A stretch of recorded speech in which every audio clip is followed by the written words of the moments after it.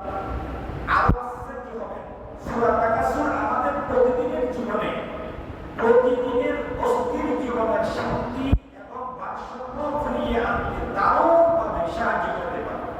কিভাবে পারে সেটা এখন আমি বলছি। 1 নম্বর, তুলনা করার মানসিকতা ত্যাগ করা।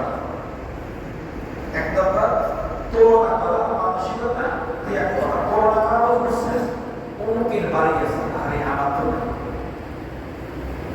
অমুকের এত টাকা পয়সা, আমার তো কিছু নেই, এরকম চিন্তা করা মানসিকতা এই সূরা মানুষকে ফিরিয়ে নিয়ে আসে। কেননা আমরা প্রায় সামাজিক যোগাযোগ মাধ্যমে অথবা চারপাশে আমরা মানুষের বাড়ি গাড়ি ক্যারিয়ার এগুলো দেখে আমরা হীনমন্যতায় ভুগি না, বেশিরভাগ মানুষ ভুগি। এই সূরার শব্দ হলো অন্যের সাথে এ বেশি পেল এ কম পেল এটা নিয়ে প্রতিযোগিতা না নামা। আল্লাহ রাব্বুল আলামিন আমাকে যতটুকু দিয়েছে এতটুকুর উপরে সন্তুষ্ট হতে, এটাকে বলে কানাআত। আর যাকে আল্লাহ কানাআতের নিয়ামত দিয়েছে সে জান্নাতে চলে যাবে। সন্তুষ্ট থাকা, আল্লাহ প্রতিটি নিয়ামতের উপরে কি থাকা। আল্লাহ আমাকে যতটুকু দিয়েছে আলহামদুলিল্লাহ, তাকে কতটুকু দিয়েছে এটা আমার দেখার দরকার নেই, কিন্তু আমাকে যতটুকু দিয়েছে এর উপরে কি সন্তুষ্ট থাকা, এর নাম কানাআত। এই সূরার প্রথম শিক্ষা। 2 নম্বর শিক্ষা হলো সময়ের সঠিক ব্যবহার। সময়ের সঠিক ব্যবহার। আমরা অনেক সময় ক্লান্ত হয়ে যাই এবং অপ্রয়োজনীয় কাজে সময় নষ্ট করে কি করি না।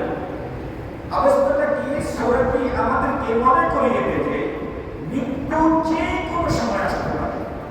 মৃত্যু যে কোনো সময় মৃত্যু আসতে পারে।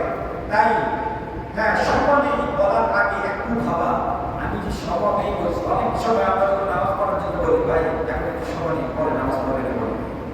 এই যে কথাটা সময় নেই, এই যে বললাম, কেন বললাম, কোন কাজের জন্য বললাম, কোন কাজটার জন্য আমি আল্লাহকে বললাম আমার সময়, আমি ইসলামের জন্য সময় নেই, কোন কাজের জন্য, এই কাজটা কি আমাকে আখিরাতে নিবে নাকি এই কাজটা দরিয়ে বিকাশ, এটা চিন্তা করা। সময় এটা যখন আমার ভিতরে চিন্তা আসবে তখন সময়ের মূল্যায়ন, সময়ের মূল্য আমার প্রতি আসবে। এই সূরা আমাদেরকে সময়ের সঠিক ব্যবহার শিক্ষা প্রদান করে। 3 নম্বর, এই সূরা আমাদেরকে আরেকটা শিক্ষা দেয়, সেটি হলো